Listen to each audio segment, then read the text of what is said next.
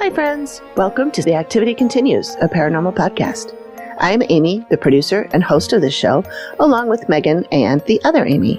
We are three soul friends who love to talk about the Dead Files TV show, along with other spooky and spooky adjacent things. Hi, everyone. I'm Megan, our resident scaredy cat. I love this stuff, but it absolutely terrifies me. Hey, everyone. I'm the other Amy, sometimes referred to as Amy, ABP, or AP, and I'm the voice of reason in the chaos. We're creating a community of like-minded friends who love to discuss all things paranormal. Along with our thoughts and tangents, you will also hear listener stories and interviews with paranormal professionals, Dead Files clients, and people with personal paranormal experiences. Come join us, where the activity continues.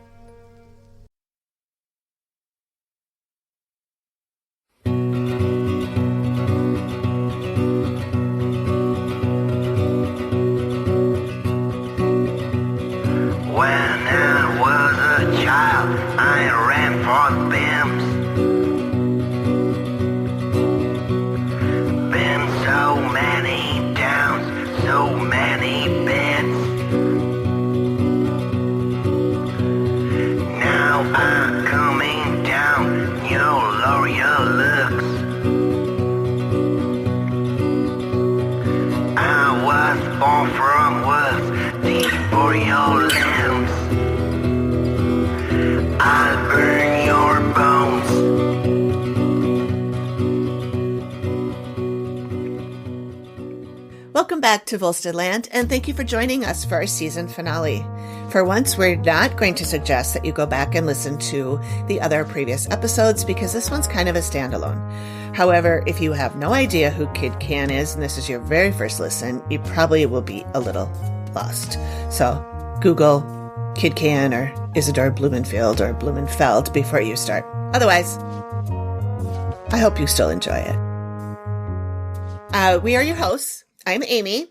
And I'm Heather, and we're so excited to have you here. Yay. Tonight we are drinking the Fancy Free. It is a cocktail with 2 ounces of rye whiskey, a half an ounce of maraschino liqueur, a dash of Angostura bitters, a dash of orange bitters, and an orange twist for garnish. We don't have any oranges, so there's just some extra bitters. No, but we do have these fancy cherries. These are the cherries that Heather's father gave her, and she brought them over, and we've been enjoying those. And it is delicious. It's quite potent. It's potent, yeah, because it's all booze, right? Pretty much, yep. I don't think there's anything in there that's not booze. So, yeah, I can feel the heartburn starting already. So we got a 5-star review on Apple Podcasts. And that is excellent. We love 5-star reviews. Tiago Rader wrote, "So focused. I always love finding a show with such a laser focus on a specific time and place. The depth of exploration here is impressive because it's such a specific slice of history. Handled brilliantly. Recommend 10 out of 10. So thank you so much, Tiago Rader. Yes, thank you. That's amazing. And I don't know who that is. A lot of times I'll be like, oh, that's my cousin or whatever, but I don't know who that is. So whoever you are, thank you. We appreciate it. We also hit a nice milestone on October 25th, 2021. We surpassed 1,000 downloads of the show. So that's exciting. That is great. Mm-hmm. So thank you. Let's get 1,000 more. Yes. So thank you, everybody, for listening and downloading and hopefully enjoying the show. Once we get, so this makes it sound like it's not actually that great, but once we get 5,000 downloads per week, we can start doing ads. So tell your friends. Because we need some podcast money. Anyway, so we need 10 times what we have, I guess, is what it comes down to, I think. I don't know. I can't do math. We've discussed that. Yeah, math is bad. Yeah, math's hard. So also, I registered us on a website / portal called Good Pods, which I think is kind of like Goodreads for books, you know? Okay. So you go in and you put, you it's kind of like social media, and you sign up and then you put in all the podcasts you're listening to, and then you share it with your friends, and then you see what ones your friends are listening to, and then you can recommend the podcast to each other and stuff. So I got an email from them saying that we were ranked in the top 100 listener charts in 3 categories. Excellent. I know. So in indie history, in independent podcasts history, we ranked number 37 out of 100. In indie true crime, we ranked 57, which I think is pretty good because there's a gazillion true crime podcasts out there. So that's pretty good, I think. I'm happy with it. Mm-hmm. And then in top 100 history podcasts, not just indie, we rank 73. So that's not bad. Excellent. Not bad at all. So after this airs, we'll be taking a small break, celebrating holidays, etc. And this will serve as the end of season 1 right now, what we're doing. And this focused on Kid Cann and his reign in Minneapolis during the 20s and 30s. And we are working on a season 2, which will be called Single Barrel Theory. And we kind of came up with that name kind of based on 2 themes from this season, guns and booze, right? So there's single barrel shotguns, and then there's single barrel bourbon. And bourbon is something we like here over in Volsteadland, right? Mm-hmm, mm-hmm, mm-hmm. So yeah, each episode in season 2 will be a standalone deep dive based off of maybe something we talked about in season 1. Mm-hmm. Yeah, we're really excited about that. Yeah. Yeah. I want to give Heather appropriate props because she came up with that name and I really like it. So yeah, we're going to be taking turns researching and telling the stories, and we'll cover them one at a time. Like she said, each story, 1 episode, unless there happens to be something that's really big and we want to break it into 2. Maybe we'll do that. But for the most part, it'll be each episode a standalone story, and we're going to trade off doing one. So like I think we talked about last time, Heather's already working on one for Machine Gun Kelly. And I am working on one that is the story that we talked about last time with Kid Cann's white slavery trial, yes. which is, yeah. And because there's so much stuff in there, and there's a lot I haven't even uncovered yet. And I have an idea for another one as well that I haven't even told you about yet. So we'll talk about that later. Oh, okay. It's a secret. Yeah, I have a couple other ideas too. Yeah, so that's going to be super fun. So while you're waiting for those, I just wanted to let you know that I do have a couple other podcasts. One of them is called Collected Sounds, and that's where I just read stories. And up to now, they're just ghost stories. And I talked to my mom yesterday, and she said, I tried to listen to your story, but first of all, she had trouble understanding me because I trail out at the end of my sentences, apparently, and I'm sure I do. But she also said, then I realized it was about ghosts and I didn't want to listen to it anyway. So, I know. Barb. And I'm like, that's not even scary. I mean, it's a little creepy, but it's not scary. You know, I don't want to give away anything, but it's not scary. It's just a cool story. And then I'm also working on another podcast that is called Tales from the Shift. And it's going to be about people's work experiences, like weird jobs they've had or regular jobs where they've had weird experiences, funny stories, sad stories, scary stories. I have next week I'm interviewing somebody who worked overnights at a convent. Ooh, where did you find that person? Well, I'll tell you later who she is. Because I'm not sure. I don't know if she wants to be anonymous. Okay. When we do it or not. So I won't tell you yet who it is. And then I'm going to talk to a nurse. I'm going to talk to a sex worker. I've got like a bunch of people lined up. So that's going to be fun. I've done 1 interview so far, and then I've got this next one next week. And then, so if anybody has any cool stories about your job, we got drag racing outside, I guess. If anyone listening has any cool stories about your job or anything that happened to you while you were at work that you want to discuss, we can do it over Zoom like this, or we can do it on the phone and I can disguise your voice. You can be anonymous or you can be credited, however you like. So hit me up at the number in the show notes or Volsteadland@gmail.com. So check the show notes for the contact info and let me know if you want to be on the podcast. And then I plan to launch that early next year, like January, February, maybe, depending on how many I get done.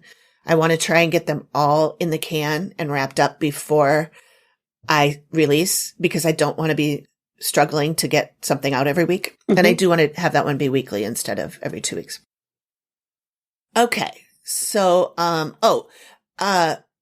did you want to say something? Oh, I was going to say that can go on forever. I mean, yeah, like you can, I mean, as long as there's a lot of people with jobs. Right. There's a lot of people without jobs too. Some by choice. But, yeah, I mean, I'm not working right now, but I have some crazy stories that maybe I'll interject and, weave into mine too. Also, our friend Melissa, who runs the Skylark Bell podcast, she just finished season 1 or book 1 of the Skylark Bell, and she's now working on book season 2, but she's releasing some fun short stories in between while she's on hiatus, which she's not really on hiatus if she's still writing stories and recording them and putting them out. But in between seasons, she's doing that. And the other day she sent me one to read because she was like, I don't know, is it too weird? And actually I'm like, I'm probably the wrong person to ask because I like weird. So she sent it to me and I loved it. I totally had something in my eye. It was really good. So I'm really excited for that. She's recording it this week. It's going to come out just 2 days after this one comes out. I think it's coming out on the 12th and this should be out on the 10th. So look out for that. It's in the Skylark Bell podcast and, it's called The Wedding Dress and it's going to be super good. Awesome. Yeah.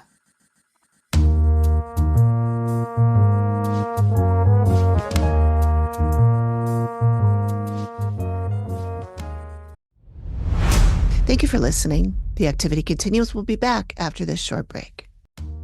Hi, everyone. Amy here. As you may have heard, since the ad's been running for about 3 weeks now, I have another podcast. It's called Volsteadland, and it's mainly about a Minneapolis mobster from the 1930s called Kid Cann. Well, there's a new book out about him right now, and it is so good. And the book is called Minnesota's Most Notorious Mobster, The Making and Breaking of Kid Cann by author Ron DeBellew. I'm telling you this because you can get it on Audible. If you go to theactivitycontinues.com/audible, you can get a 30-day free trial by using our link there. That's plenty of time to read this amazing book. And when you get the book, check out page 6 in the acknowledgement section, and you might just see a name you recognize. Spoiler alert, it's me. Anyway, check it out. If you're interested in true crime and ghosts of the past, you will enjoy this story. Theactivitycontinues.com/audible to start your free trial. And the book is called Minnesota's Most Notorious Mobster, The Making and Breaking of Kid Cann. All right. So, Amy, let's dive in. You spent a lot of time researching this, and you put out a lot of asks for people to reach out to you and give you personal stories they might have had about Kid Cann and, or things they've heard of him. And you actually came up with a lot more than I realized you did, looking over some of the notes earlier today. So let's hear about what you learned. Okay. Well, the first one I want to tell you about is, I'm just going to call her Source 1. I found her on Nextdoor. I actually had posted about how I was doing this and did anybody have any stories about Kid Cann? And she called me. And the first thing she said is, well, he is a friend of the family. And I was like, what? I struck gold. And I did. She's amazing. So, she called him Fergie. She knew him in later years. She met him when her father was on the jury of the transit scandal trial in 1960. So that's when she met him, and that's when her father met him. And then after the trial, they became friends. And they would go down to Miami together and hang out together in Miami. And during that transit case, she was working at City Hall. And she would go out to lunch with her parents when they had breaks in the trial, and they'd go to Chic's Cafe, she said, which I do believe ended up being Chic's Disco in the 80s. And then it was a strip club after that. Yep. A gentleman's club. Yes.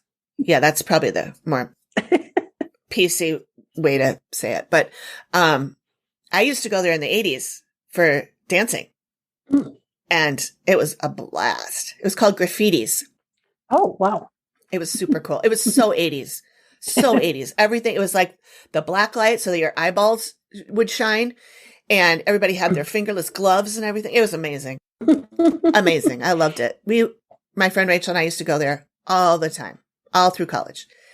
Anyway, Chic's Cafe. And so then they would all go out there and her parents would be like, there's the attorney for Kid Cann. Oh, there's the attorney for the other guy and all that. And she was a kid, really. She didn't, it wasn't that impressive to her, but they were like real excited about it. Then she also mentioned that she would sometimes go to Charlie's. And I'm like, Charlie's? She goes, don't you know Charlie's? And I'm like, I don't think so. And then I was like, wait, Charlie's Cafe Exceptional? Yes, that's the one. And she actually told me that she had her engagement dinner there when she got engaged to her husband. Her family took her there. So I'm gonna talk to her again because we had such a blast. We actually ended up meeting, and we sat down together and she gave me a bunch of pictures to look at and stuff. She even let me take some of them home. Now I'm gonna meet up with her again and return them to her. But anyway, back to Charlie's. I know we talked about having the potato salad while we were doing this one, but I didn't plan ahead and I did not make the potato salad. But I'm thinking that if I can get enough about Charlie's, we could do a whole deep dive on Charlie's. And we can eat the potato salad. Maybe we could even cook it together as a podcast. We could do a cooking demonstration. That would be fun. That's a good idea. Okay. So during the trial, this is one thing I thought was kind of fun. During the trial, she noticed that when she and her boyfriend were outside her house in his car, necking, as she said, they noticed that someone was watching them, kind of like, she said they weren't exactly like following them all around town, but there was somebody in a car watching her. And she thinks it was maybe to be sure that nobody was approaching her or her family because her dad was on the trial. Oh. And she thought maybe it was like to make sure that there was no jury tampering or anything, which, there were stories about that afterwards, that is indeed what happened. And that's why he got away with everything and everybody else went down. She doesn't think that's what happened. She didn't say that's what happened. She doesn't believe that's what happened. But she did say there were people watching her, and she said they probably just wanted to know what, the daughter of a guy on the trial who she was with, who she was talking to, who she was seeing, And then I asked her to confirm that he hated the name Kid Cann. And she said she didn't know because it was never used. They always just called him Fergie. And she knew his name was Isadore Blumenfield, and he was called Mr. Blumenfield at restaurants and stuff. But that she only knew him as Fergie, and they never talked about the name Kid Cann, if he liked it or not. And so she told me also that during his real estate years, when he was involved in developing real estate buildings and stuff, he had to wear a hard hat when he was on the site. And somehow she ended up with that hard hat. And it actually said Fergie on it. And she doesn't have it anymore. She doesn't know what happened to it. But she got it after he died, when his wife Lillian was giving away and or selling his stuff. So she had it. Interesting. Now, what I find is really confusing and strange is that her father was friends with him, and then her father ended up on the jury. I don't understand how that could happen. She said that he was friends with him only after the trial. They became friends. Oh, as a result after of the it, trial. Mm-hmm. Okay. I missed that part. Okay. Yeah. Maybe I didn't say that, but that's how she remembers it. That's what she knows. However, she did tell me that her dad was a bootlegger back in the Prohibition days. Right. And I was like, are you telling me that your dad didn't know him back in the day when they were bootlegging? And she's like, no, as far as I know, they didn't know each other. Who knows? Maybe they did. but he still got on the jury. So, no, I think either they did not know each other, or they hid it very well. And it would be hard to hide that, you know? I would think. Everybody knew who Izzy was hanging out with, I think. I don't know. She also told me a story about how when they would go to dinner and the host would call Mr. Blumenfield. I don't know if they said his name right or not. Your table is ready. And she said there would be a whole lot of people like standing around and being like, that's him right there. And she said he did not like the attention. He is not somebody, and I kind of got that from all the stuff we talked about, all the research I did, that he really didn't like, he did not like the spotlight shown on him. And a lot of times people who are doing shady shit, you know, that makes sense. Look the other way. Don't look at me. Mm-hmm. And I know that he was also very upset when he would get in the papers and then his family would get upset because, you know, he has all these brothers and sisters who all had children, And he said every time that he got in the paper, it would upset them. And he felt terrible about that. He just wanted to be left alone. So that makes sense. She said that he gave her son $1 once. I don't remember what the circumstances were there. He probably said something like, don't spend it all in one place or something. And then whenever they would go, whenever he and Lillian would go out with her parents, he would say to the ladies, you broads get in the back. He wanted the broads in the back of the car. So, here's one thing. I don't know if this is going to work, but this is a picture. Oh, yeah. Mm-hmm. She gave it to me to take home. I have to give it back to her. But, this is Izzy, Fergie, and this is her dad. And I'm leaving it far enough away so hopefully nobody can see him. I think my parents had a car like that when I was like 6. That was his car. It definitely looks like it was like taken in like the early to mid 70s. Yeah, it might have been. And so somebody wrote on the back, let's see if I can get that right. I'm covering his name, but it says Kid Cann, a.k.a. Isadore Blumenfield, crossed off Field. And then she also sent me home with this, which I have to give back to her. This is a letter from the United States District Court, from the court clerk, a letter to her father, and I've covered his name, but I don't know. You're not going to be able to read that or anything. But it says, I want to thank you for foregoing your usual pursuits and serving as a juror on the so-called Twin City Rapid Transit case. I am sure nobody believed the trial would be so time-consuming. I know the remuneration you received is not at all adequate to compensate for the disruption of your personal affairs and the really valuable service you rendered the court. Should you, perchance, be called on for jury duty in the future, it would certainly be proper to ask to be excused on the grounds that you have already served longer than a person should be expected to serve in a lifetime. I know your experience on the jury has been of value to you and that you have gained real knowledge of the administration of justice in our courts and the personal satisfaction of knowing you have had a place in so vital a branch of our government. On behalf of Judge Nordby, as well as myself, I want to express our sincere appreciation. Sincerely, Frank A. Massey, clerk. Wow, I didn't get a letter like that when I was on jury duty. So those are some things that she gave me, and I'm going to meet with her again, and I can't wait because she's a delight.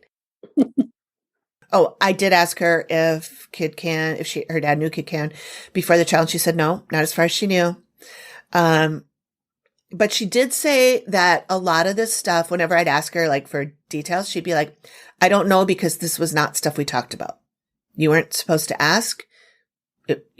Don't ask, don't tell. You got the sense that she kind of knew that something wasn't right. Either she knew or she suspected, but wasn't sure and just didn't want to. Just knew better than to ask. Yeah. So she also told me that she remembers that when Fergie died, it was because he had gone into the hospital for a surgery and they botched it and they left something inside him when they sewed him back up. I don't know what, sponge or scalpel. I don't know. They left something inside of him. And he got a bad infection, and that's what he died from. Huh. Not heart failure, as the papers said. Right. But I don't have his autopsy report, if there even is one. I don't have a coroner's report. I don't know. Maybe somebody does. And that's just what she remembers, or at least her family knew to be the story. So, but they said he died of heart failure, which of course everybody dies of heart failure eventually. I mean, no, that's what happens. Your heart stops and you're dead. She also told me that she remembers that Fergie took the fall for somebody in one of these cases that was going on in the 1960, 61. And she thinks it was one of his brothers. And I told her that his brothers were both also indicted and convicted in the liquor probe. So he couldn't have covered for them in that way. And she said, no, I think it was the white slavery case. So then I'm thinking, well, neither of his brothers had anything to do with that as far as I can tell, as far as what was in the papers. I mean, the woman testified that it was, Izzy she was having the affair with. So, I don't know. I guess we'll dig into that when we do the deep dive on that. So there might be a little bit more there. Interesting. Okay. Mm-hmm. Mm-hmm. And then remember how at the sentencing in 1961, his lawyer made him out to be like super frail and sickly. And we talked about like how Robert Durst and Harvey Weinstein and all those guys pull that shit. So I asked her if she remembers him being sickly because she knew him after that. And she said, no, not at all. She said he seemed like to be a very healthy guy. And she said, he certainly looked healthy in that picture you just showed. Yep. Right. And he lived another 20 years after the sentencing where he was, according to his lawyer, falling apart at the seams. And then he lived another 20 years. And she does not remember him being sickly. She thinks it was probably something that the lawyers just made up. For sympathy. Yeah. Yeah. Maybe it worked. Maybe that's... Maybe. So if you're listening to this and not watching and you didn't see the pictures I put up, don't worry. I'm going to put them on the blog and on all the socials. So this woman, she was a delight. I can't wait to meet her again. She's had a really interesting life herself. We spent most of the time actually talking about her.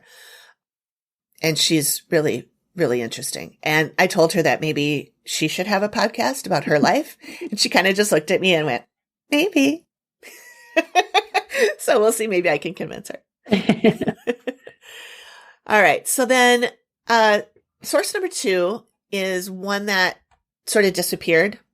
We spoke the first time back in May, and I haven't heard from her since. And I have reached out, but I haven't heard back. It's fine. I get it. She mentioned that she had been working for a government agency, which I won't name, back in the 70s. And she did want me to make sure to point out that it was very gender biased. It was men did not like her having the job. She was a special agent. And the men thought she was taking a job away from a man. And then she was also Jewish, which made them, rank her down a little bit lower too, which is awful. She was assigned to look for cases where people weren't paying their taxes. Like how we talked about, that's how they get those guys, is on tax evasion. So she said she doesn't remember if she was given it or if she offered to do it because she was interested in it. She was Jewish, so she thought she could get in with the people that were doing it. Not that they're all Jewish, but enough of them were. And this was in the 70s, so it was long after Kid Cann's people were around. But there were some other restaurants, bars that continued these practices, gambling, and mostly they had bookie rooms or whatever. So like there'd be a secret room upstairs where they did all their accounting and stuff. She also told me about how when the Jewish immigrants came from the old country, like Romania, in the 1900s, they would sell their wares by wagons. They put all their stuff on wagons. And then when the wagons went away and the trucks started coming out, these same guys are now needing a job and they would drive those trucks. They'd be delivery drivers. So, which I thought was kind of interesting. And they were the ones that opened up the Army Navy surplus stores. And I remember there being a big store downtown over by... In the warehouse area. Yeah, in the warehouse district. Yep, I've been there. Yeah, I think I went there for Halloween looking for stuff. And then, Yep. when I was in college in the 80s, it was really a big deal to wear all those fatigues and all that stuff and combat boots and everything. And that's where everybody went to get their stuff. And she mentioned that her grandfather had a vegetable and fruit stand, produce stand. And it made me wonder if she was related to those guys in the episode, The Bumbling Crew, where the night of the murder of Walter Liggett, and Kid Cann was doing his rounds all over the town. And one of the places he stopped at was a produce stand owned by two guys, Max Levine and Robert Lindgren. So I don't know. I didn't know about that when I met with her. So I didn't ask her about that, but she did say that she's pretty sure that her grandfather knew Kid Cann, but she didn't have any real stories. She also said that it was well known back then that the city council members would go to the police and erase any infractions that the syndicate and combination types had on their record. She also talked about being a mob wife, and she said those ladies, they had it great. They treated their women very well. And she said, like, the men would go off and do their killing, and then they'd come home and bring diamonds to their wives. And she's like, who wouldn't love that lifestyle? Well, I've watched The Sopranos, and yeah, I mean, Carmela had it pretty good, except for all the cheating and, abuse. But right. I mean, aside from that, that reminds me also my first source, she told me that Fergie and his wife Lillian were madly in love with each other. Oh. And I was like, because remember last time I was like, I don't know why she's married to him. He's obviously having an affair with this 20-year-old girl. Well, I forgot about the diamonds, and she was madly in love. So, yeah. So this woman, she knew a lot of people who knew the family, but she wanted to reach out to all of them before giving me their phone numbers. And then she actually never got around to reaching out to them. And so I never heard from her again, except for her to tell me that she hadn't done it yet. And she's like, I don't know why I haven't done it yet. I guess I'm just procrastinating. And then she just ghosted me. So it's fine. I get it. If you're listening, lady who helped me out, I don't blame you at all. It's all good. I get it. Why you wouldn't want to get too involved. Okay. And then the third person that I spoke to is a guy whose family member, we talked about him before, his family member was supposedly one of the alibi witnesses at the Liggett murder trial. Oh. Mm-hmm. And he says that this family member saw Kid Cann at the time of the murder drinking and gambling in a bar. And that's what he testified to. So he couldn't possibly have been present at the murder. Right. Okay. Well. Right. And he said he could have had it done, but he didn't do it. Which, okay. Yeah. I mean, yeah, there's a lot of people that wanted to shut up Walter Liggett. So, yeah, it didn't really matter if it was him or not. I mean, I don't know that he would have been the one to make the call. I don't know. Maybe he was. Anyway, this guy was great. He had a lot of good stories about Minneapolis in the 40s through 60s, 70s. So if and when we cover those stories, I'm going to reach out to him again. He was really fun to talk to. He had some great stories that don't pertain to this realm at all, but they were still interesting. And I'm keeping those in the back of my mental file cabinet. He did say that he met JFK when he was in the city campaigning to be president. I sold flowers to a guy named, you might know this name, Senator John Fitzgerald Kennedy. Kennedy was campaigning for president, and he come through in a convertible.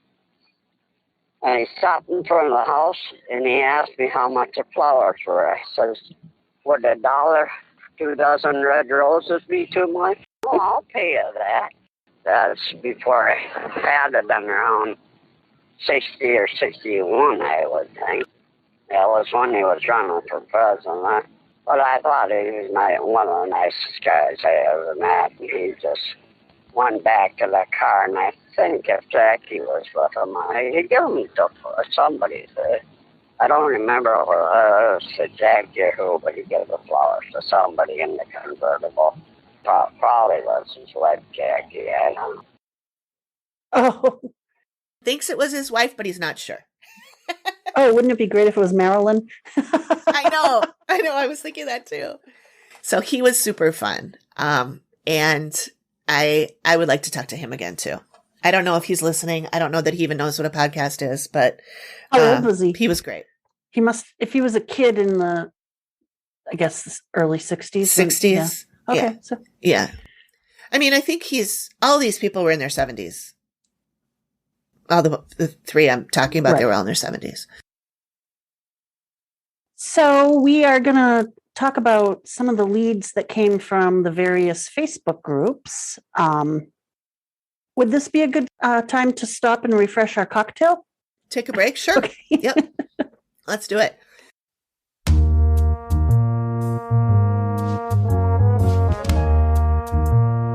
So Amy posted looking for information on various Facebook groups and got a variety of people weighing in and different responses.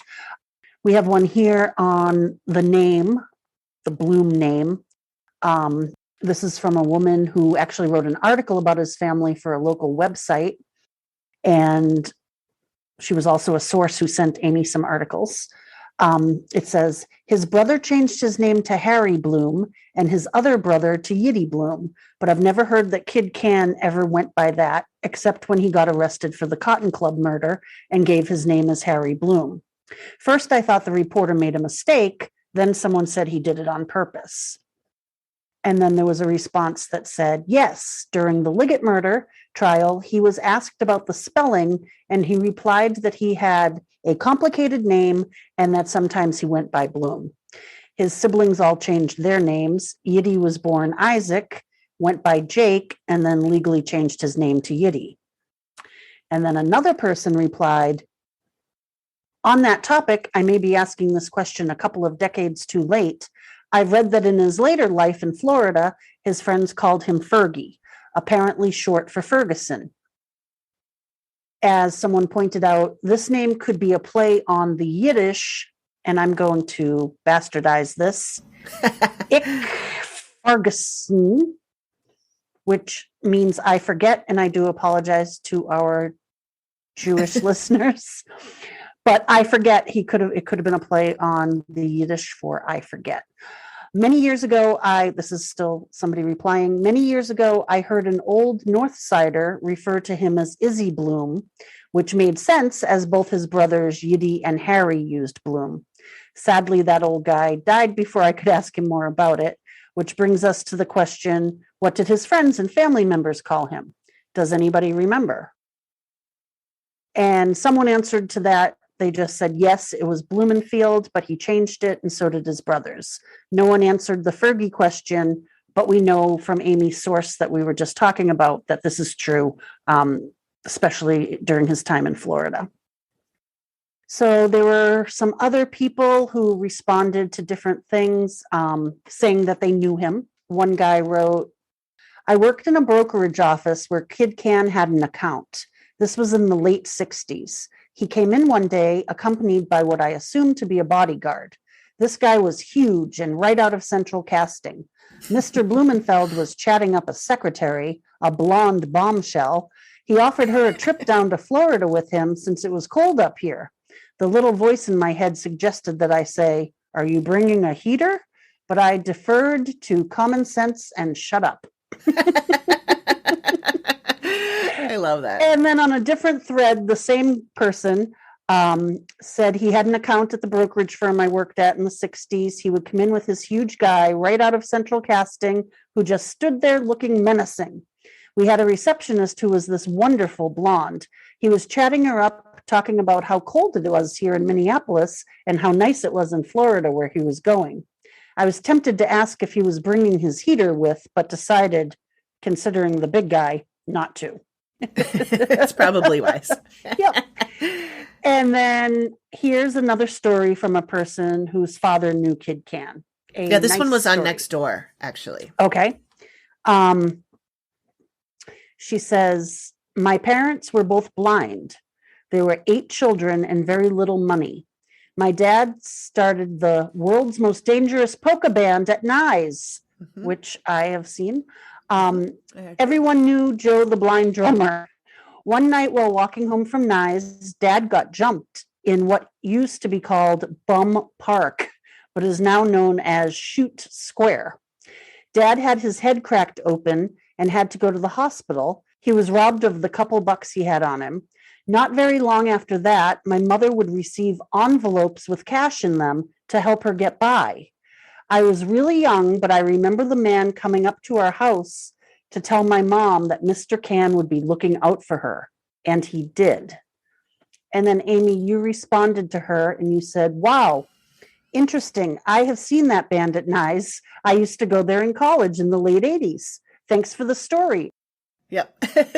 You got around a lot. You were quite the social butterfly in your college days. I was way more than I am now. That's for damn sure. Which brings us to back in 2000 sometime. I think it was around 2000.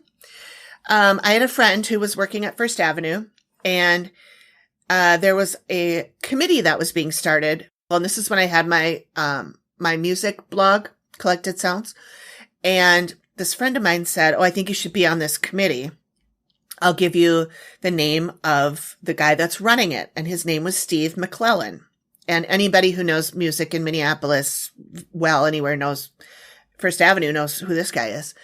I went to the meetings, and it just ended up being like, where all they really wanted you to do is go to the shows and like sit at the door and hand out flyers and stuff. Right. And I didn't want to do that. So I kind of backed out of that. But I met the guy, and he was really nice. And so when I was looking on Facebook for stuff, he commented about Kid Cann on one of these threads. And so I was like, wait a minute, I know him. So I sent him an email, and I said, you probably don't remember me, but I saw that you commented on this Kid Cann thread on Facebook, and I'm doing this podcast. I want to know if you know anything. And he was like, oh yeah, I know some stuff. Like, what do you want? And I go, anything. I'll take anything. Anything. So he sent me this email, and I'll just read you the email.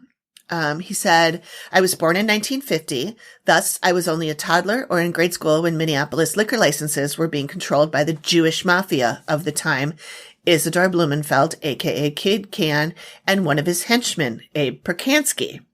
Just prior to the city closing down. Yeah, old Abe. This was just prior to the city closing down the Flame Bar in the late 70s. He did not know about the clubs or Abe's history in regard to the Kid Cann era. He said, I was involved in the political scene in college and learned that Hubert Humphrey was given credit for chasing Kid Cann out of town, but even later learned, all third-hand information, some of it reading books on the subject, that Hubert Humphrey actually received financial support from Blumenfield when he was mayor of Minneapolis, and part of getting Blumenfield to leave town and live in a comfortable retirement in Florida was part of Humphrey's payback. So then he's like, anyway, when I met with Abe Perkansky, and I was like, you what? And he said, the Flame was in decline and bringing in an audience, quote, not desirable to the community, according to the city officials at the time. Basically, downtown did not want Black audiences to get comfortable, and venues like the Flame and other bars bringing in Black clientele were forced to close. He said, since I started to bartend and then did manage a club called Uncle Sam's in the early 70s, we later changed the name to First Avenue in the early 80s. I'm like, oh yeah, I think I've heard of that. He said, I did this during and after I stopped taking classes at the U of M. I got more involved in the history of downtown nightclubs. A good read is Augie's Secrets, published by the University Press, about the downtown nightclubs and mafia influences, which I've referred to this book before. I read it.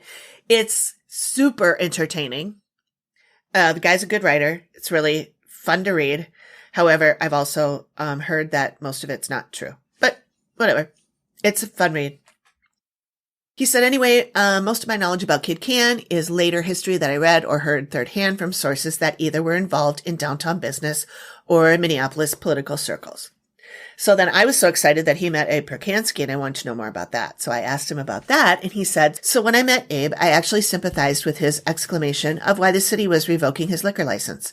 From early Uncle Sam's days, I realized the downtown business establishment, the Minneapolis Police Department, and the city leaders of the time, and he puts all this in caps, did not want Black audiences downtown.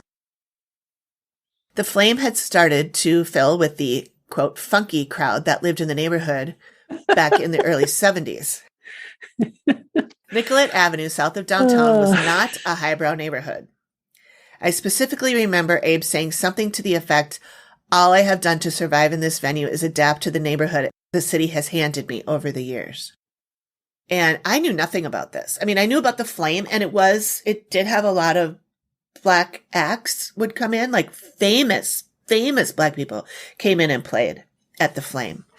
And what I had heard was that the audiences were very diverse, that there was a lot of Black people there, but there were also a lot of white people there, especially Jewish people. So I could see why they, like to have their spot. So yeah, that's upsetting to me to find out that was happening back then, but not surprising. Not at all. But unfortunate anyway. So we have a couple other responses. Okay, so this next one is one that I gave Heather to read. And I just noted that I am super dense. I read this. I probably read it 5 times, and it still doesn't make any sense to me. I don't know how any of this would have impacted this person's life. Maybe somebody else can figure it out. Maybe, Heather, you'll understand it a little bit better. So this is what they wrote.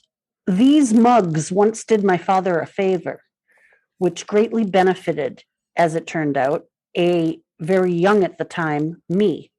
All I know is a certain divorce case was being held up in court. My dad was being bled dry. The details of this case were divulged during a legitimate business discussion, and a solution was offered, to which my horrified dad said something like, "Are you nuts? Get the hell out of here." Nevertheless, weeks later, my dad's case was mysteriously moved to head of the docket. He prevailed, and my life was changed forever. I mean, it sounds like his parents were getting divorced, and his dad was getting all the money taken away from him.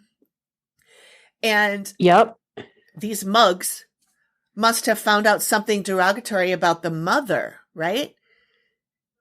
And that right. Well, it says the details of the case were divulged during a legitimate business discussion. So maybe his father was a business associate of Izzy, maybe, and helped him out. It sounds to me like they had to have gotten some dirt on the mother, the wife, in order for the dad to for the trial to be finished. And my dad's case was mysteriously moved to head of the docket. He prevailed, and my life was changed forever. Wow. Yeah, there's not a lot of detail there. I wonder if that poor guy ever saw his mother again. Yeah, I know. Well, maybe he didn't want to. Maybe she was a ne'er-do-well. And then we have another one. Had drinks with Kid Cann way back in the day. Don't even remember if we were old enough to drink. We had heard the name, but didn't know all the background, so we weren't too impressed. Just some old guy who bought us a drink. It's kind of cool. I mean, that tracks, because he was always looking at young ladies and chatting them up and stuff. And then we have another person who says, I lived a block away from him on Oakland Avenue. On Halloween, his maid would answer the door and give a bag of candy to each kid. I guess as a kid, you would remember something like that. Of course. Everybody likes the candy. Another guy, Alan, he says, I used to shine Kid Cann shoes in front of Addison's Bar on Franklin Avenue. He always tipped you well. And then someone quite succinctly just posted, piece of shit. Yeah. Okay, then. I could just see that guy type, piece of shit. Send. I won't, well, you can cut this out, but I commented on a Aaron Rodgers post today, Amy. I'm just talking to you. And I just wrote piece of shit. And I hadn't even read the shit. I think we should leave that in. You He can. is a piece of shit. Lying about being vaccinated, a turd. And then getting sick. And hopefully you didn't get anyone else sick. Dumb fucker. Right. Anyway. Yeah. Okay, here's another one that said, I heard he had something to do with Sunset Memorial Gardens Cemetery. Sold cemetery plots to people, then resold the same plots to someone else. Wonder if this is true, and what did they do with the bodies that were supposed to be buried? Well, I looked into this. I looked in the newspapers.com. I did regular Google searches. I couldn't find anything about a story about this coming out. Maybe it never came out, but maybe it never happened either. But Sunset Memorial Gardens does have a Facebook page, and all the reviews are negative. Terrible customer service. Oh, wow. And didn't you visit Izzy at the cemetery this week? Not that cemetery. He's at the Adath Jeshurun. There's one more word, and I don't think it's just cemetery. Anyway, I went out. I had to go to Edina to renew my driver's license, and I took the long way because I didn't have a driver's license on my way out. So I was expired. So I drove. I didn't want to get on 100 because I'm like, what if I get pulled over? So I took the long way and went down France Avenue, Xerxes in France. And I was like, ooh, the cemetery's coming up. And I don't know if I mentioned this. Did we talk about this before? I don't think we did. I don't know. We tried to go a couple weeks ago. Not last weekend, but the weekend before. Oh, I think we did mention and this, that actually. it was closed. Yeah, it was a Jewish holiday, and we didn't realize the cemetery Sabbath, would be closed. I'm too dumb to realize that. Oh, it was a Sabbath. That it was closed. So anyway, so I'm driving by there, and I couldn't stop on my way out because I was going to be late for my appointment. But on the way back, I was like, I'm just going to pop in and see if I can find him. And I didn't have any of my notes with me. I didn't know where he was in there. So I just got in. It's a really cute cemetery. It's a real hilly, little tiny road to drive around.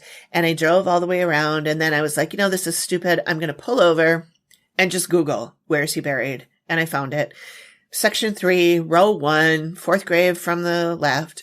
So I parked and I got out and I walked over and I almost didn't see the graves because they are literally like, I don't know, what's that, like a foot wide, maybe 14 inches wide, 8 inches tall. They're really small little markers, which I found interesting because they were pretty wealthy. But they were very small markers, and most of them were grown over. They were, there was... Right, you said you cleared it off for him. I was trying to take video, and so I did clean them with my foot, and then I was like, oh, I wonder if that's, like, bad to do that, like, to not clean them off with your hands. I don't know. Anyway, I did clean off some of them with my hands, too, but so I cleaned off so it was Morris Fogel and Blanche Fogel. Blanche is Lillian's sister. So it was Morris and Blanche, and then Isadore and Lillian. And then I believe next to them was Anne and Sam Schenk, who Anne is his sister. And then down the way a little bit further was Yiddy Bloom and his wife, Verna. I couldn't find Harry. They weren't in that section. Right. And then there was another section of other people with different names that I didn't know. But there was something in the ground. I don't know how you describe it. It's not a headstone, but it was like a little planter kind of thing. And it had some dead flowers in it. And that said Blumenfeld on the bottom, or Blumenfield on the bottom. His grave and Lillian's both say Blumenfield. And everybody else is Bloom or whatever their other real name was. Yiddy and Verna's graves were clean. They had been, somebody's taken care of those, but everybody else's were all grown over. That's really interesting. Yeah. I wonder who those maybe probably their kids. Yeah, their or kids or something. Yeah, somebody in the Yeah. family's probably keeping track of that.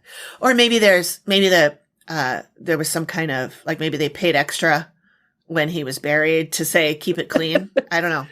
I assume you can do that. I don't know. So, yeah, that was fun. And I think we should go back because there's other people there that I want to see, and you probably want to see it. So, yeah, we'll go back again some Sunday. And we get to go out and eat brunch in Edina, Yeah, which is because we had always a fun. good brunch at the Edina Grill. Bloody Marys and everything. Mm-hmm. Okay, so then the next one I found was somebody wrote, seen on the wall of a men's restroom in Ford Hall, Philosophy Department, University of Minnesota, circa 1967. Immanuel Kant, but Kid Cann. Ah, that's awesome.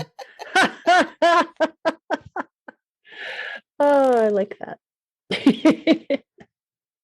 So another comment we have here is, my grandmother would talk about working for Kid Cann, making shoebox deliveries for him and his cohorts. I remember her saying that she never looked inside the shoeboxes, but she figured it was stacks of money. It probably was. Remember back in the Excelsior baking scandal, and they said that they had to pay Kid Cann and his cohort, Joey Schwartz maybe, that they paid them cash that was in like paper bags. So it's interesting that they would hire a young girl to go around and do that, because it's kind of dangerous to walk around with that amount of money, I would think. And you're carrying a shoebox. I mean, it's kind of suspicious. But, at least no one's going to look at a little girl walking around with a shoebox, where a businessman walking around with a shoebox, especially if he's part of the syndicate. Mm-hmm. Another one wrote, my sister lives in his house, found some Prohibition alcohol bottles in the wall when remodeling. That's so fun. I love it. And then we have, when I was a kid, my mom had told me about a time my great-grandpa had told her that my great-grandma and my grandpa had been robbed in their house by Kid Cann. I don't know a lot of details about the situation, but saw this and that story brought me back. Crazy. So we haven't found any proof that he ever did house robberies. It doesn't seem like his jam. It doesn't seem like his style at all. He might have known people who robbed houses, but Someone else wrote, my grandfather's first job was working in one of Kid Cann's places, bar backing. His name wasn't on the liquor license, but everybody knew who it belonged to. Not surprising. And then you can say the name of this one. Facebook. Okay, Steve Polsky writes, Harry had a very large house on France Avenue when I was growing up. On Halloween, he gave out quarter candy bars when everyone else gave out nickel candy bars. When I grew up, he had dinner with me on many Sundays at the Market Barbecue. The Polskys owned the Market Barbecue. Okay. I used to live near the Market Barbecue and frequented it myself. But yes, 2 people made Halloween comments about the amount of candy he gave out. Yep. So interesting. I thought so too. Next we have, my grandfather was Abe Brownie Brownstein. I would love to know more and willing to share my stories from my childhood. I met with Paul Maccabee once and he gave me information. My grandparents had a lake home in Detroit Lakes that we spent every summer there. If those walls could talk, many of the locals have stories to tell. I loved my grandparents and they were normal people to me, but the excitement of the gangster days were over for them when I was growing up, but would love to know more. Yeah, when I saw this, I was like, you're Abe Brownie Brownstein's granddaughter? And I sent her a message, but this comment was like 8 years ago or something on an old thread. This wasn't on mine. And so I sent her a message via Facebook and I did not hear anything back. I don't know if she's even still Well, on Facebook. she might or, not have. Yeah. She might not be around anymore. Yeah. We don't know. We have another Facebook poster. My great uncle came up from Wabasha to escape the poverty. He was 14 years and Kid Cann paid him to roll drunks. I don't know how long my uncle did that. I don't know what roll drunks means. It Do you, means Amy? knock them Beat over them and up, take or- their money. Okay. Yeah. Or Interesting. mug them. Which also doesn't sound like his style. Why would Kid Cann need to roll drunks to get money? And why would he pay a 14-year-old? Yeah. I don't know. I'm not saying the guy's lying. I'm just saying. It's like a game of telephone. Exactly.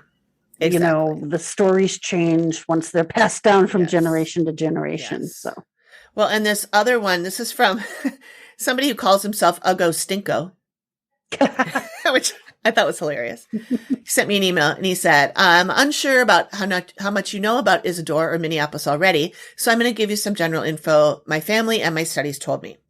The grave of Isadore is at Edath Yusharan Cemetery. It's 2 rows from my great-grandparents. Fulton is a neighborhood in southwest Minneapolis, built to tap into the market of Blacks, Jews, Irish, Italian, and other groups who were prohibited from buying land in neighboring Edina. There are old pictures my family had of signs in parks saying, no Blacks, Jews, Italians, Mexicans, dogs. That's crazy to me that they thought they were the same as dogs. Ugh. Blumenfield had connections who could make him fake permits for construction. We aren't sure if he did it for virtue or because he saw profit in it. Probably saw profit in it. I'd say it's probably both. I think it's probably both. Isadore built his first mansion using his fraudulent development connections, although he built it in Linden Hills, which is separated by Xerxes Avenue and cornered by 50th Avenue. He built Fulton and named it after Fulton, the man who created the ferry. What do you think that means? It sounds to me like somebody named Fulton created the ferry boat. Okay. And Isadore named his neighborhood or his house. Okay. The area, Fulton. Okay. Because it was a legal way to cover up a mobile speakeasy he ran. So, okay, now that I'm thinking about it, mobile speakeasy? Would that be a ferry boat? Yes, probably. Like running a speakeasy on a boat? Yes. Because the rules were different on a boat. They weren't. I want to say that if the boat was on the water. It's like gambling. A lot of places where if you gamble on a boat, it's legal. Right. Like you can take a ferry boat, and once you get onto waters, even if you're still in whatever city, it's a different jurisdiction or whatever. Different laws. Yep. That's what I think. And then he says he was accused but acquitted of killing a taxi driver in a different case. And in a different case, a newspaper writer. I just want to say everybody says that Charles Goldberg was a taxi driver, and from what I can tell, he was not. Abe Perkansky was there. He's a taxi driver. Charles Goldberg was not a taxi driver. Or if he was, he wasn't driving taxi that night. I don't think he was a taxi driver. He was just a guy at the bar that was flirting with a girl, but didn't like him flirting with a girl. Anyway, but the newspaper writer was famous for busting open Blumenfeld's criminal activities, but the court couldn't prove that Isadore himself killed the man. Isadore died in 1981 from a failing heart from old age. He moved there to be closer to Meyer Lansky. I think he left out the part that he was in Miami, that he went to Miami, because it says he moved there. I think he means Miami, to be close to Meyer Lansky and a growing population of Jewish retirees and ex-gangsters. The Jewish population of Fulton has decreased as the taxes have skyrocketed over the last 12 years. It's a weird comment to make, but okay, dude. Okay, I'll go, Stinko. We have another Facebook commenter regarding his nickname. He writes, my grandfather used to tell me stories about Kid Cann. He told me one about how he got his name. The story goes that when he was young, He was in a place that got raided. He hid in the bathroom and didn't get caught. Hence the name Kid Cann. I don't know if it's true, but I hope it is. Well, that certainly is the lore. That's what everybody says. Okay. And then I was looking up his houses because so many people say, oh, I lived in Kid Cann's house. And if that was true of everybody who said that, he would have had to move like every 3 weeks to have lived in all these homes.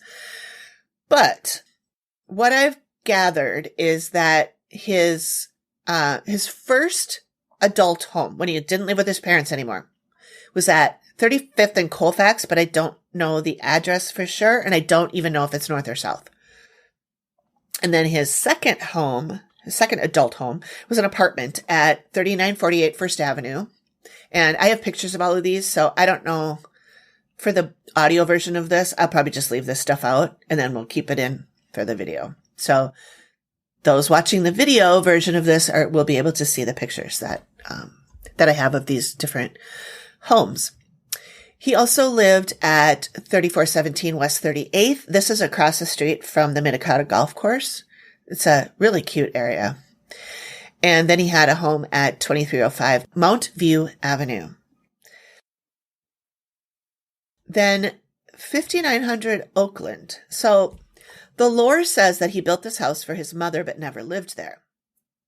But author Paul Maccabee says that he lived there between 1957 and 1961, and the house was built in 1952. And I did confirm that that's when the house was built. I looked up Hennepin County records. So if the house was built in 1952,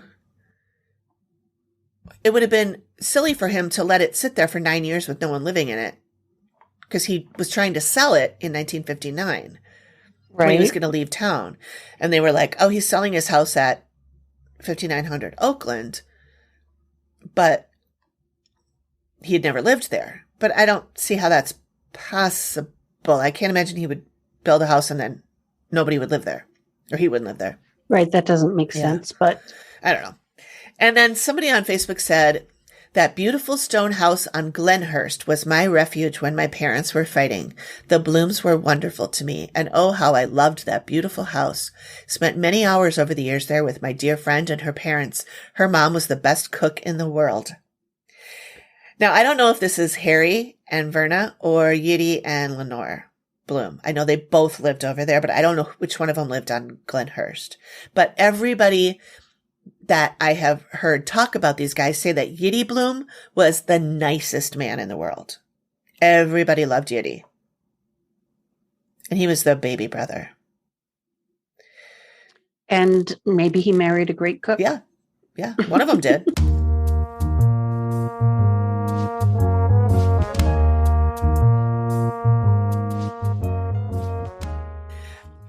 Somebody posted a picture of this group of people sitting at a table. And apparently it's at the Flame Bar, the same place we were talking about. Yeah. And she said, here's a picture of Kid Cann seated with my son-in-law's grandparents. Kid Cann is the man on the far right. My son-in-law's grandmother is seated next to him on his right. We know it was taken in the Flame Room nightclub, but not sure of the approximate year. And then I asked her if I could use it for our purposes, put it in the blog and stuff. And she said yes. And so I think for those of you who are listening, not watching, you'll have to check the blog. But he is in this picture, and I can tell which one's him. He's second from the right, and it looks like him. And it's a really cool picture of these people all in their like fancy outfits sitting around a table. And he's just sitting there with his arm around the woman next to him, which I think is Lillian, although it doesn't really look like her, but it probably is. Mm-hmm. And so I'll put that up on all the socials and stuff. It's a great picture. Yeah, they are having a good time. Oh, to be alive back then. So I think we're going to end on a nice note. Do you want to read this one? Okay. Sure. Looks like this is from the Minneapolis Star Tribune, July 5th, 1981, a week or so after he died. Kid Cann was caring, is the headline. Thanks, Rabbi Max Shapiro, for being kind enough to mention Isadore Blumenfield's generosity and kindness.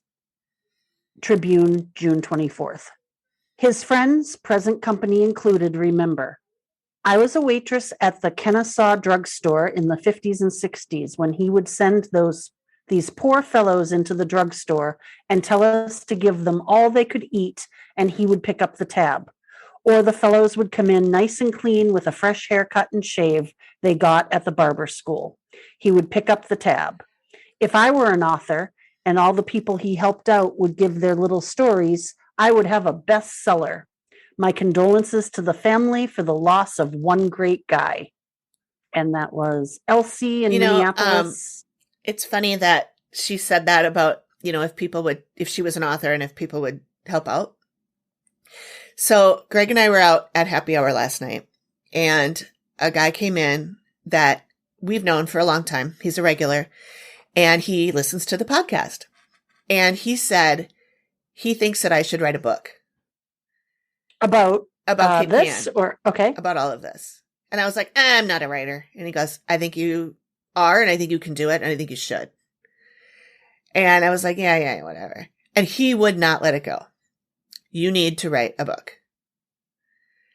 And then Greg and I talked about it on the way home, and I was like, well, I've learned that I'm a shitty writer because I was taking this class on Coursera, and apparently I don't know how to do anything right because I get shitty grades and whatever. But it's all peer review, so nobody wants to really. Right. I had one person that was honest and gave me actual critique and actual feedback. Everybody else was just gave me zeros without saying why.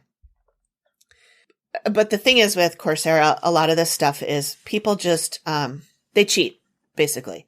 You can't see other people's stories unless you put in one of your own. And so they just put in a 1 and then submit it. And then they're able to see other people's stories, and then they copy them and submit them as their own. So Greg assured me that I really shouldn't take my experience on Coursera as a word fact that I can't write. So we'll see. I don't know. I mean, it would be really fun to write a book, but yeah, I would need people to talk to me. And that's hard. It is, especially with someone who's been dead for 40 years. Yeah. And especially when it's stuff people don't really want to talk about, or they're scared to talk about. But yeah, it sure would be fun. Sure would be fun. Okay. So I missed an opportunity when you sent me the script earlier today. This was, I think, one of your sources. And it says, when they were in Florida, she told me he would get upset at her mother's dog barking. Oh, yeah. And I was worried that he didn't like dogs. So I asked, and she said, no, that's not it. He just knew that the barking was bothering neighbors. And I was going to comment that everything that Izzy did, and you're worried that he doesn't like dogs. I think, well, of course I am. I love dogs. I know, but he's probably a murderer. But does he like dogs? But he doesn't like dogs. And then I was going to talk about, with all your in-depth research and just throwing everything into all of this, maybe you have a little bit of Stockholm syndrome where you're sympathizing with a criminal. Yeah, I might be, because the people that I spoke to knew him as just a regular cool guy. Right. And because, he says 90% of what's written about him is bullshit. Maybe it is. Maybe it is. And maybe certainly he was a criminal. That much we know. I don't know that he murdered anybody. I don't know that he beat up anybody. I don't know that he robbed anybody. He might have. But if he didn't like dogs, that would make it so much worse. Yeah, I'm glad you brought that up, because I forgot to read that part. But yeah. I read that. In my notes, I wrote, ha ha. Of course she's worried about the dogs. Yep, it's Amy. For those listeners who don't know, Amy has quite the menagerie here on. Yeah. Which, maybe we'll leave that in when they came down, and Greg had to go get Vivian, put her upstairs. Yeah, our food came. And so they all lost their damn minds. So thank you, everybody, for listening to us for 11 episodes now. Hopefully you have listened to 11 episodes. I hope that you stay subscribed and will be able to see some of the stuff we're doing in between and then pick up with us in season 2, Single Barrel. Yeah. Very excited for season 2. When do you think those will drop? I'm thinking, well, I'm going to say February just because I don't want to push it. It would be nice if we could get them out in January, but I know that you and I are both going to be really busy with holidays and stuff like that. So I don't know that we're going to have a whole lot of time to get together to record, and maybe we will. And we'll probably record before then. Yeah. But maybe release them that's in what I'm thinking. February? Because I'd like to get a couple of them done before we get started so that we're not like, oh my God, we have to record this week and I haven't done anything, like I have been doing all this season. So I want to get ahead of it this time. So yeah. Awesome. All right. Well, thank you, everybody. Good night. And okie doke. Okie doke. Thank you for joining us for another episode of Volsteadland. Don't forget to subscribe so you don't miss the next episode, and visit us on all of our social media platforms for extra content.